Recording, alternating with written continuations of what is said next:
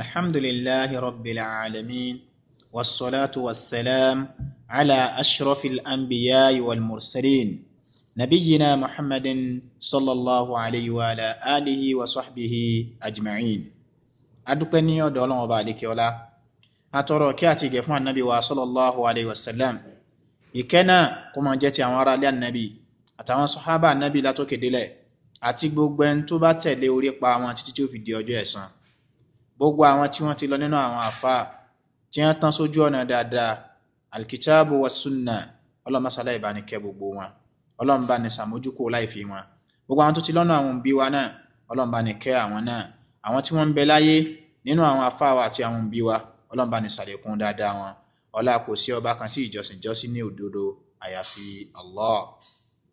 Ẹ̀yin olùtẹ́tí wa lápọ̀nlé a kí yín pẹ̀lú kíkí tí ó ní àpọ́nlé jùlọ wípé assalamu alaikum wa rahmatullahi ta'ala wa barakatuhu.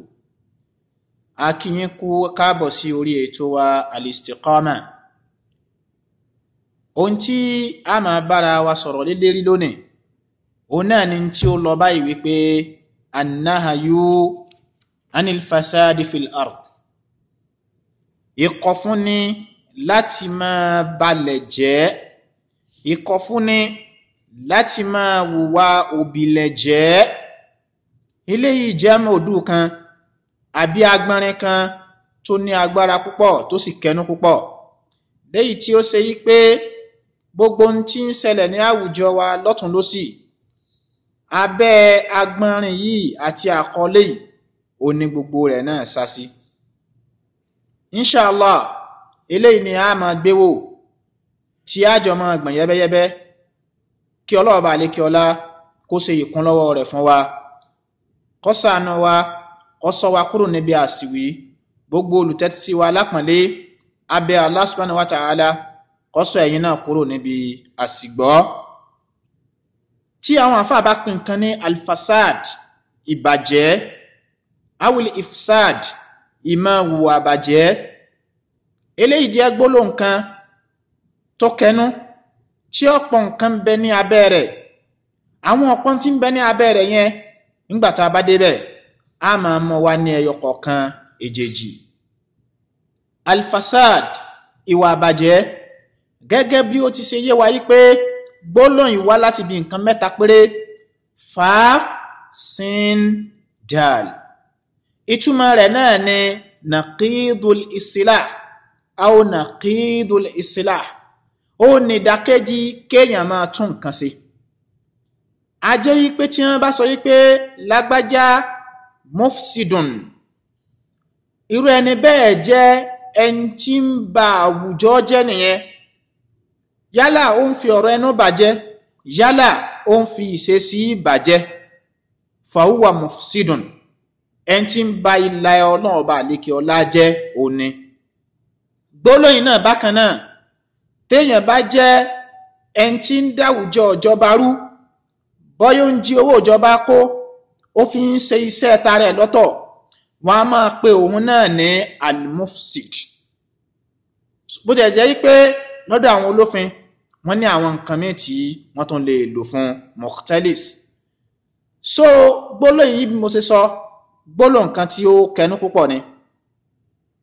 Tọ́yè tí ó bá rí bẹ́ẹ̀ a ti jẹ́ kó yé a pé alfasad ìbàjẹ́ awil ifsad ìwùwà àbàjẹ́ ó nẹ̀dàkejì ìwùwà gidi, ó nẹ̀dàkejì ìtún nǹkan ṣe.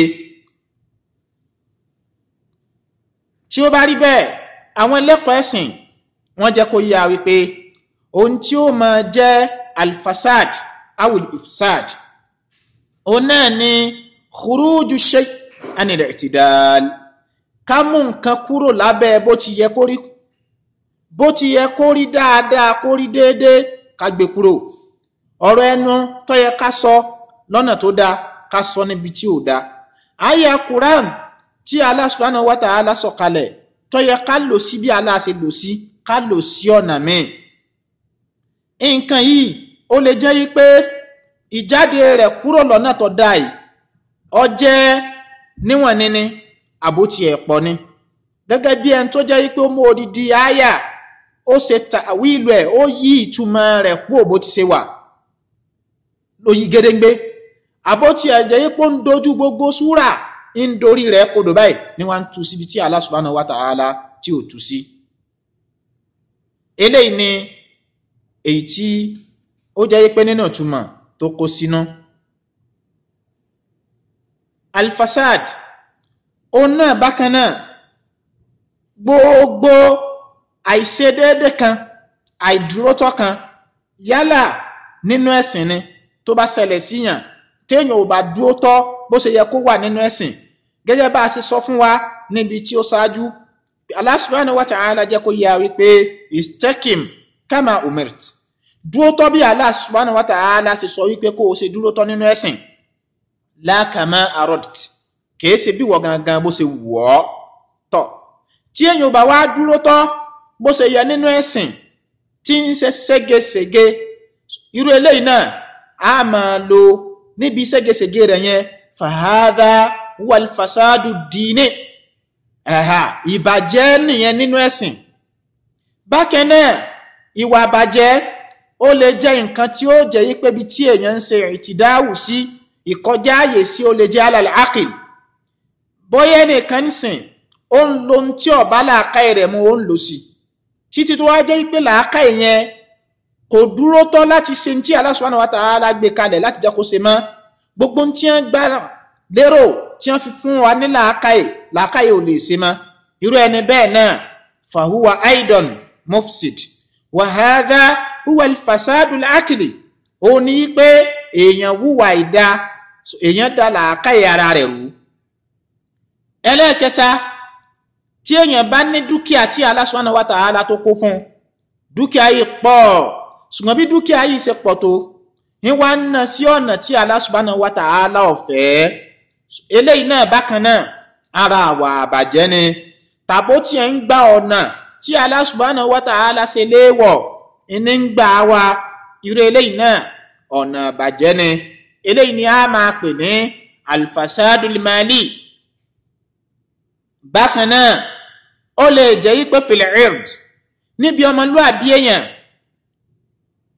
ilẹ̀ nìkan bá ń yọnu sí ntí lágbájá ò ṣe ń sọ pé ń ló ṣe, ìwà tí èsè wa rẹ̀ ní fi ń ròyìn rẹ̀, irú eléyìí fasadul ird aw ifsadul ird, ìbọmọlúwàbí èèyàn jẹ́ ni. ṣẹ̀ríà Islam ó ka eléyìí náà kún wá bàjẹ́, ń ló jẹ́ kó gbé ìjìyà ńlá kalẹ̀ fẹ́ntì bá ń ṣerú rẹ̀, torí pẹ̀lú ẹni bẹ́ẹ̀ nǹkan méjì àbí mẹ́ta o ní ó dálẹ̀. ẹni tó ń parọ́ mọ́ yẹn yóò bà lójú jẹ́, irú ẹni bẹ́ẹ̀ gbogbo tó bá jáde lára rẹ̀ sáwùjọ yóò tún bàjẹ́. so irú eléyìí náà ṣẹ̀ríà Islam ó kọ̀ fún wa. bákan náà ní ló lè jẹ́ yí pé wà bàjẹ́ yìí, so ó lè jẹ́ pé alan nafs, kó jẹ́ yí pé lórí ẹ̀mí, bí ká máa pa àwọn an-nafsul ma'suma, ẹ̀mí tí Allah subhanahu wa ta'ala sọ pé a gbọ́dọ̀ pa, eléyìí náà bákan náà ìwà àbàjẹ́ ni.